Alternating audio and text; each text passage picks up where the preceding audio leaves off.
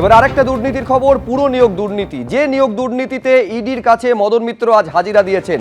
স্ত্রী এবং 2 ছেলের পর সিজিও কমপ্লেক্সে এসে পৌঁছন কামারহাটির বিধায়ক। বেলা 12টা বেজে 15 মিনিটে ইডির কাছে মদন মিত্র হাজিরা দেন। 3টি অ্যাকাউন্টে লেনদেন নিয়ে মিত্র পরিবারকে জিজ্ঞাসাবাদ বলে ইডি সূত্রে খবর। আমি আরো বিস্তারিত এই নিয়ে জানবো, সরাসরি কথা বলবো। আবির দত্ত আমাদের প্রতিনিধি রয়েছেন। 3 ঘন্টারও বেশি সময় আবির পেরিয়ে গেল, ঠিক কোন কোন প্রশ্নের মুখোমুখি হতে হচ্ছে তৃণমূল বিধায়ককে? পুলিশ বা ইডি আধিকারিকরা তার উত্তরে কি সন্তুষ্ট হচ্ছেন আবির? দেখো, মূলত দুটো বিষয় জানার তদন্তকারীদের। প্রথম, যে কামারহাটি পুরসভাতে যে নিয়োগ হয়েছে তার মধ্যে কামারহাটি এবং টিটাগড় পুরসভা মিলিয়ে প্রায় 125 জনকে নিয়োগ করা হয়েছে, যেগুলো সুপারিশের মাধ্যমে হয়েছে বলে প্রাথমিকভাবে তথ্য প্রমাণ যা পেয়েছেন তদন্তকারীরা সেই অনুযায়ী তারা মনে করছেন। এই ক্ষেত্রে এই সুপারিশ কি মদন মিত্র করেছিলেন, বিশেষ করে এই কামারহাটি পুরসভার নিয়োগের ক্ষেত্রে? যদি করে থাকেন তাহলে সেইটা কি টাকার বিনিময়? এই বিষয়গুলো জানার তাদের প্রয়োজনীয়তা রয়েছে। দ্বিতীয়ত, তাদের তরফ থেকে জানার এটাও তারা জানতে চাইছেন যে 2016 থেকে 2017 সালে বেশ কিছু লেনদেন রয়েছে 3টি অ্যাকাউন্টের মধ্যে, মূলত 2টি অ্যাকাউন্টে, যে বিষয় নিয়ে তার স্ত্রী, 2 পুত্র তাদেরকেও জিজ্ঞাসাবাদ করা হয়েছিল। মদন মিত্রকেও একটি নির্দিষ্ট অ্যাকাউন্টের বেশ কিছু কাগজ নিয়ে আসতে বলা হয়েছে। ইডি আধিকারিকরা এর আগে বিভিন্ন জায়গায় তল্লাশি করে যে নথি পেয়েছেন এবং ব্যাংকের কাছ থেকে যে তথ্য পেয়েছেন সেগুলোকে সামনে রেখে এবং মদন মিত্রর যে বক্তব্য সেগুলোকে তারা শুনতে চাইছেন। তার কারণ কি? তার কারণ তাদের অনুমান করছেন তারা যে একটি নির্দিষ্ট সংস্থার সদস্য মদন মিত্র ছিলেন। সেই সময় 2016 থেকে 2017 সালে যে ট্রানজাকশন বা লেনদেন হয়েছে সেগুলো কি কোনোভাবে যারা চাকরি প্রার্থীরা তারা দিয়েছিল এবং সেই জন্যই তিনি সুপারিশ করেছিলেন? এই বিষয়গুলো জানার জন্যই তাকে জিজ্ঞাসাবাদের প্রক্রিয়া চালানো হচ্ছে।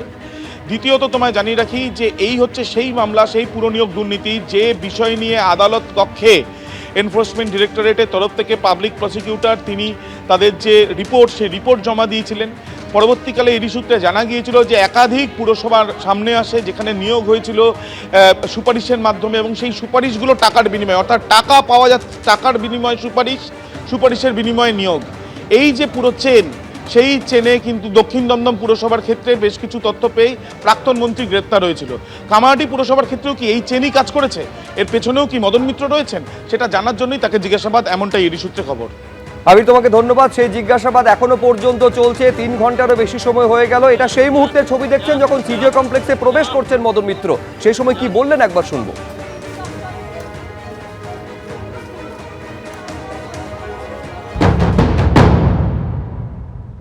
যা বলার ইডি আমায় ডেকেছে, আমি উত্তর দেব। কোনো ডকুমেন্টস চাওয়া হয়েছে?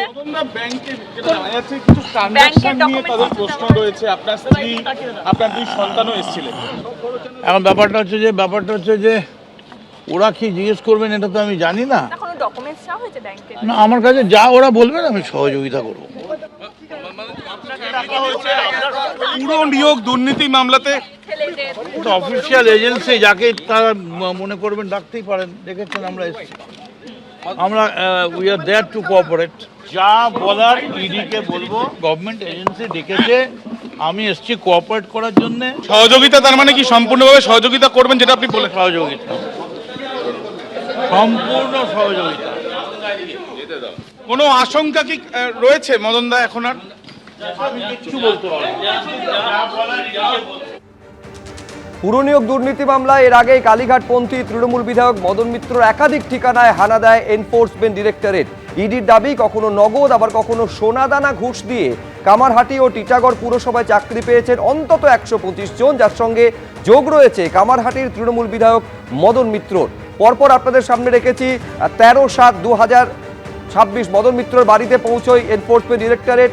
মদন মিত্রর পুত্র শুভরূপকে জিজ্ঞাসাবাদ করা হয়, তারপরে মদন মিত্রর বড় ছেলে স্বরূপ মিত্রর জিজ্ঞাসাবাদ, তার স্ত্রীকে পর্যন্ত মদন মিত্রর স্ত্রীর জিজ্ঞাসাবাদ, আর আজকে মদন মিত্রর জিজ্ঞাসাবাদ এখনো পর্যন্ত চলছে পুরো নিয়োগ দুর্নীতি মামলায় সিজিও কমপ্লেক্সে।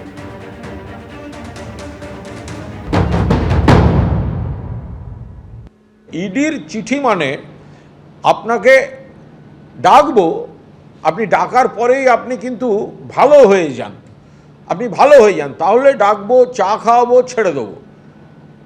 তা এই তদন্তটা কি আজ মদন মিত্রকে দিয়েই তো একটা টেস্ট কেস হয়ে যাবে?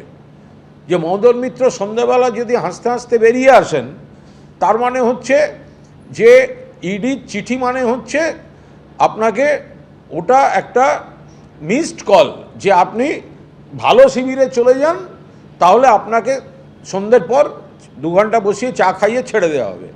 আর যদি কোনো কারণে ভগবান না করেন, বা ওটা ভগবানের ব্যাপার, আমি তো বলতে পারবো না, অন্য কিছু ঘটে, কড়া স্টেপের কিছু ঘটে, তখনই একমাত্র মনে হবে যে ইডি যেটা করেছে সেটা নিরপেক্ষভাবে সত্যি তদন্তের জন্য তদন্ত হচ্ছে। আর ছেড়ে দিলে প্রমাণ হবে যে ওদের চিঠিগুলো হচ্ছে বিজেপির হয়ে মিসড কল, চিঠি দেব, চাপ খাবেন, চলে আসুন, বাঁচিয়ে দেবো। এবিপি আনন্দ, এগিয়ে থাকে, এগিয়ে রাখে।